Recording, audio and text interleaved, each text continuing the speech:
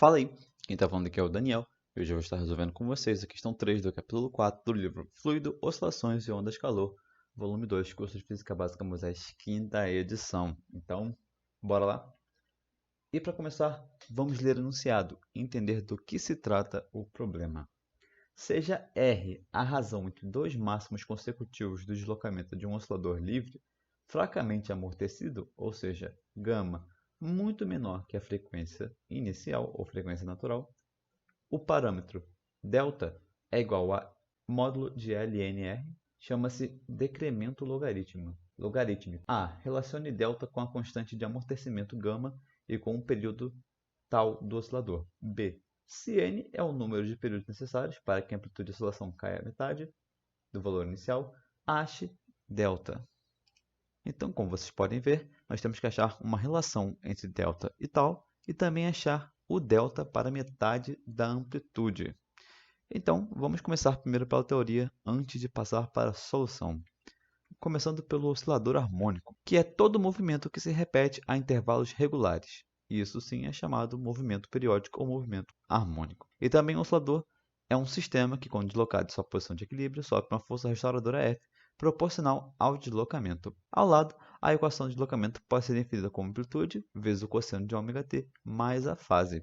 Passando para oscilações amortecidas, quando falamos de osciladores reais, temos que lembrar que existem forças dissipativas que, realizando trabalhos, reduzem a energia mecânica total, acarretando, assim, numa redução na amplitude do movimento.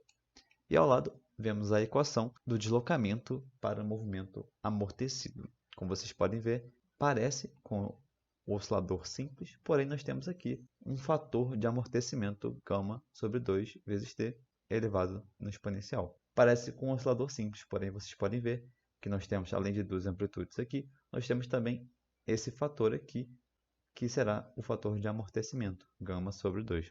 E por fim, o período, que é o tempo necessário para que o corpo realize uma oscilação completa.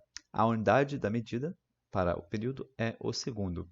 E como vocês podem ver ao lado, podemos ver que o período também é o intervalo de tempo entre os máximos, como você pode ver aqui, esse máximo e esse máximo. Ou seja, o período é também um intervalo de tempo entre esses dois máximos aqui, que serão amplitudes distintas. Isso será importante para a nossa solução. Então, entendida a teoria, vamos passar para a solução. E para começar, vamos imaginar um oscilador simples. E como queremos lidar com o máximo, vamos considerar que toda essa parte aqui do cosseno será o seu máximo. Então, aqui tudo vai ter que dar zero, para esse cosseno ser igual a 1. Beleza? Então, nós queremos que o x de t, para o oscilador simples aqui que nós queremos, seja igual a A. Ou seja, a amplitude máxima aqui possível. Beleza? Agora, como a questão diz, nós precisamos de um amortecimento fraco. Então, nós vamos utilizar a teoria do amortecido. Como vocês podem ver, nós utilizamos a exponencial com o fator de amortecimento vezes t para utilizar esse amortecimento.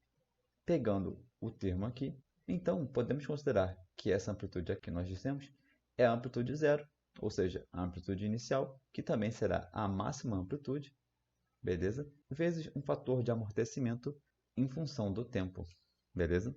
E como foi dito no enunciado, existe uma razão entre dois máximos, ou seja, existe uma razão entre duas amplitudes distintas, de tempos distintos. Então, utilizando essa equação que acabamos de fazer, substituindo aqui, nós encontramos que a razão entre os dois máximos é a amplitude máxima, que no caso é a amplitude zero, a inicial, vezes exponencial de menos γ sobre 2t2, sobre a zero exponencial de menos γ sobre 2t1. Beleza?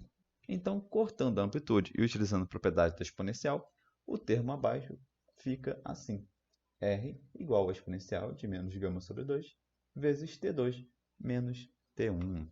Achada a razão entre os máximos, podemos utilizar do decremento logaritmo dado na questão, sendo ele delta igual a ln de r. Então, já sabendo o r, nós substituímos aqui e utilizando a propriedade do ln, que caso você não lembre está ao lado, que diz que o ln da exponencial de x é igual a x. Então, como vocês podem ver, como x vocês podem ver que é o termo da exponencial, menos γ sobre 2t2 menos t1, e como vocês podem ver, está tudo no módulo. Fazendo essa propriedade, nós colocamos aqui como positivo e o termo que estava ali acima. beleza?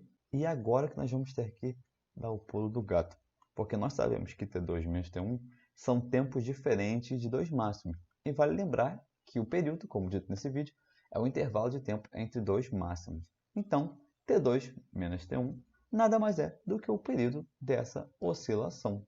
Então, podemos trocar T2 menos T1 por o tal, que é o período, e assim encontramos a relação de delta com tal.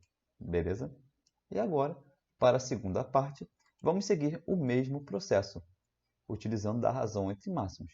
Porém, agora, ao invés de ser inteiro, nossa razão será pela metade. Beleza? Então, aplicando aquela equação que nós já tínhamos lá para trás, beleza? Vocês podem ver aqui, amplitude máxima, exponencial menos gama sobre 2 vezes T2, sobre amplitude máxima, exponencial menos gama sobre 2, T1, igual a 1 meio, porque no caso essa razão dos máximos será pela metade. E como esses termos aqui é o R, nós vamos usar o decremento logaritmo, usando dos dois lados e utilizando para esse lado aqui a propriedade do logaritmo, nós encontramos que menos gama sobre 2 vezes T2 menos T1 é igual a ln de módulo de 1 meio. E agora, como já sabemos, T2 menos T1 é igual ao período. Então, substituindo T2 menos T1 por tal, nós temos agora essa equação.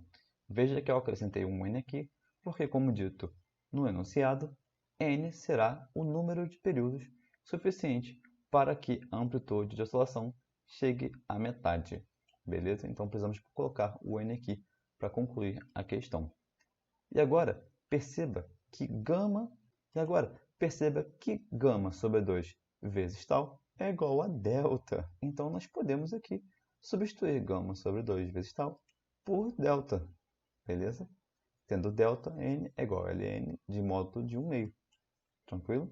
E isolando o delta, já que nós precisamos de achar ele, e resolvendo o ln de 1 meio, nós encontramos que delta para a metade da amplitude de oscilação é igual a 0,69 sobre n, beleza?